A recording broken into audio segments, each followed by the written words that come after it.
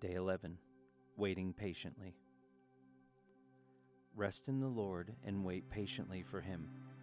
But those who wait on the Lord, they shall inherit the earth.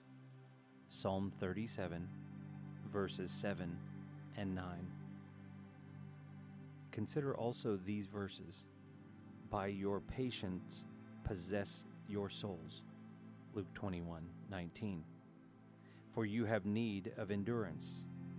Hebrews 10:36. But let patience have its perfect work, that you may be perfect and complete, lacking nothing. James 1:4. Such words of the Holy Spirit show us how important patient endurance is in the Christian life and character.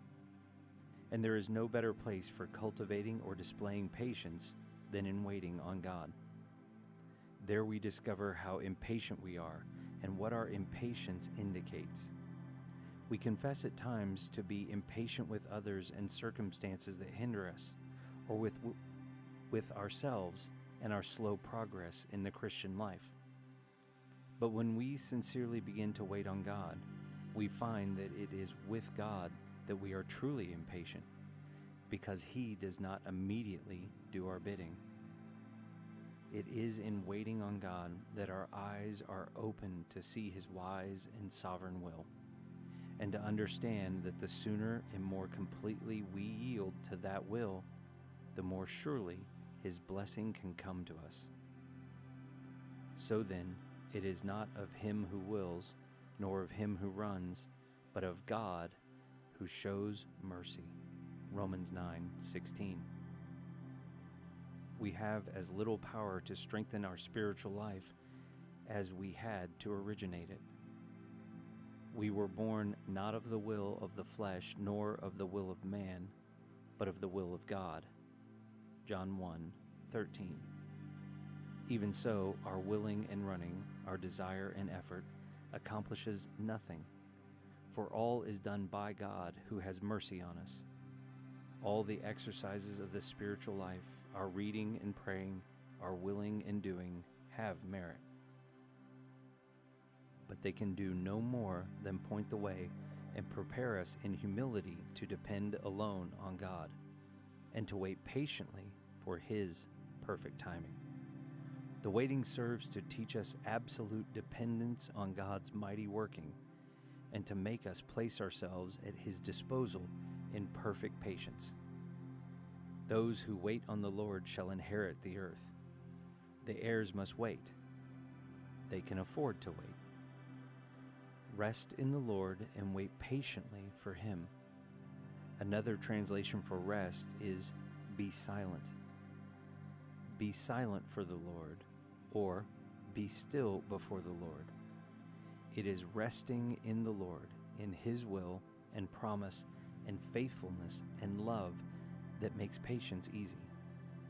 And the resting in the Lord is nothing but being silent before Him, still before Him. Our thoughts and wishes, our fears and hopes are hushed in that great peace of God which passes all understanding.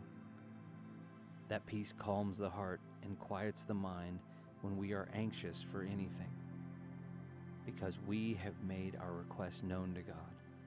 The rest, the silence, the stillness, and the patient waiting all find their strength and joy in God Himself. It will be revealed to the waiting soul just how very reasonable and blessed patience is.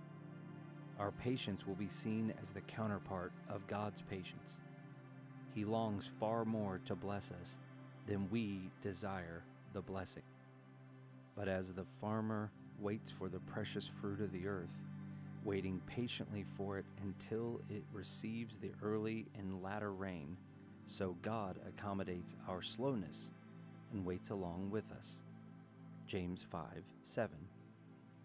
Let us remember this and wait patiently. This word is true of every promise and every answer to prayer. I, the Lord, will hasten it in its time. Isaiah 60:22. Rest in the Lord and wait patiently for Him. Yes, for Him. Seek not only the help, the gift, the supply. Seek Him. Wait for Him. Give God glory by resting in Him, by trusting Him fully, by waiting patiently for Him. This patience honors Him greatly. It seats Him as God on the throne to do His work.